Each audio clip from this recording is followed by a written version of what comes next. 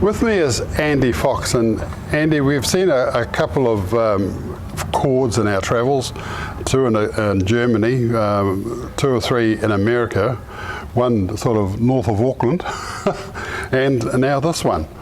A very rare car indeed. I think they only made them in 1936 and 37. Mm-hmm. But if you'd have come home with one of these back in that time, you would have been just the bee's knees.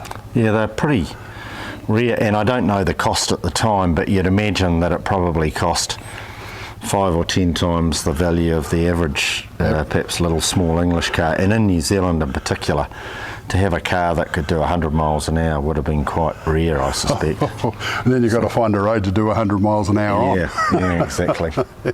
So, yeah, they were pretty ahead of their time. Way ahead of their time. So they were one of the first cars to not have any running boards. Yep. They also had hidden door hinges, which at the time, if you can picture, quite often the cars had the door hinges out. And they were the first car also to have the bonnet hinged at the back. Previous to that, they had the butterflies. Yeah, and so they also had the wind-up headlights, and that wasn't the other cars that had it first, but I think this was the first production. But the main outstanding feature about these is the fact that they're front-wheel drive and pre-World War II. So this is a 37, but the 36 and the 37 coffin nose Cord were pretty similar. Right. And the transmission in the front delayed production, and when they did go into production, they were problematic because the little gear lever is a little wee short thing, and it sends electrical to vacuum change, and you can't feel whether it's in gear or not, and if you change incorrectly you can do damage to the transmission. So they got a bad reputation quite early on, but it's the styling that takes the day, and they were prone to overheating. A lot of cars of that area had a visible radiator, and so one of the options you could do was to take the exhaust out of the engine bay through these big sort of elephant trunk type exhausts that come out, and it's a styling feature and something I quite like. Yes, yes. There's a few cars that have that. Some of the Mercedes, I think they've got that's right. 3 each side. Yes. Yeah. So Continental V8. So L.E. Cord owned the Continental Motor Company, and he used his own motor. And I think there was about 2,000 produced in 36 and 2,000 produced in 37. So not many. Not many, and I think there might be 6 to 10 in New Zealand. I don't know. This is warranted and registered, and I use it from time to time. But there's not very many that are on the road. No. Quite a difficult car to drive, and a hard car to restore. It took me about 8 years to restore it. Really? What was it like when you got it? It was probably a parts car for another car in the 1950s. Yes. So all the hard to get little bits were gone. The transmission, transverse spring, and a lot of the front suspension was all missing. Wow. Heads were missing. But you just work through it with the internet. It's got easier and easier to source rare parts. Yes. And that's it was possible, but it was a lot of work. Yeah. What's it like, comfort-wise, to drive? It's quite compact. You think of American cars as being quite big cars, but in the 30s they were quite compact. But once it's actually on the road and you go for a ride in it, it's quite peppy and comfortably gets along 60, 70 miles an hour. Can we have a look at this Continental V8? Yeah, you can. Lyconian V8, yeah. I think they made aeroplane engines, didn't they? Yeah, they did. I think during the war they were forced over to aircraft production, and I don't think they ever went back to industrial motors. No. So it's a very flat V, and both the inlet manifold and the exhaust are in the V, which is why the exhaust can come out so high. Yeah, so they're almost horizontal, aren't they? Yeah, it's not quite flat, but it's not far off it.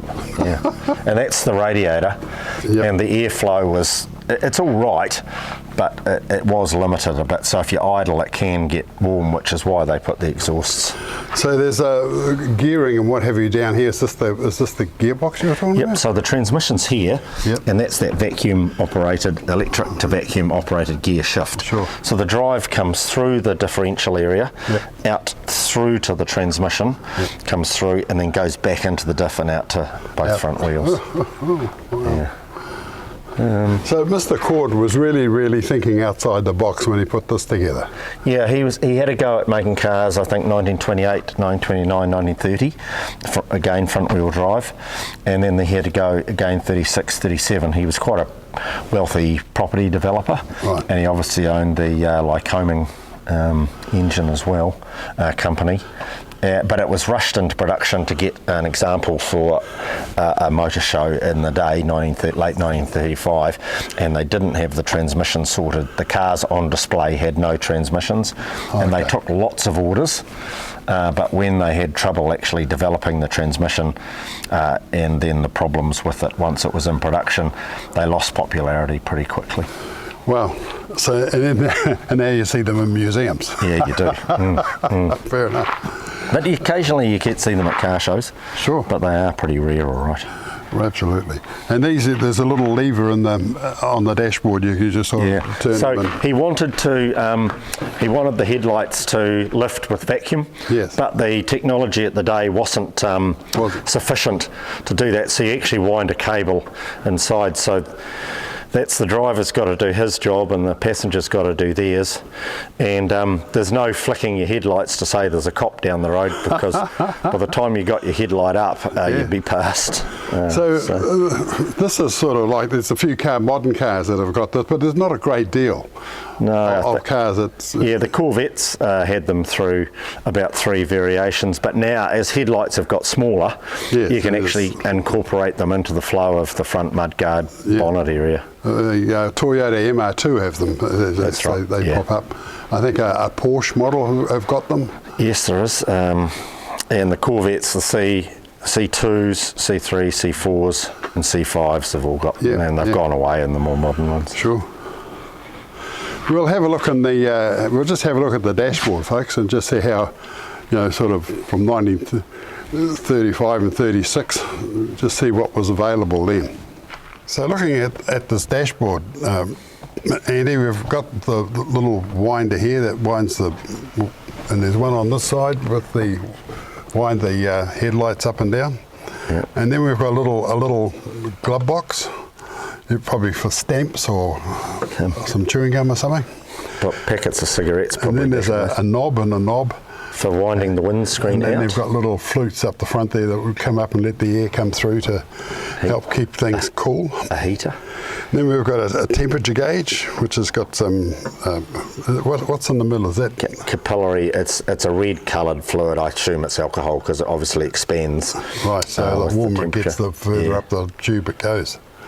Yeah, fair enough. And then we've got the speedo, round to 120, this side. 120 slightly different. Then we've got a fuel gauge. And an oil gauge, actually. And an oil gauge. You push the button. Fuel, oil. And push the button and underneath. It measures the level of the oil in the sump. There you go. That's quite clever.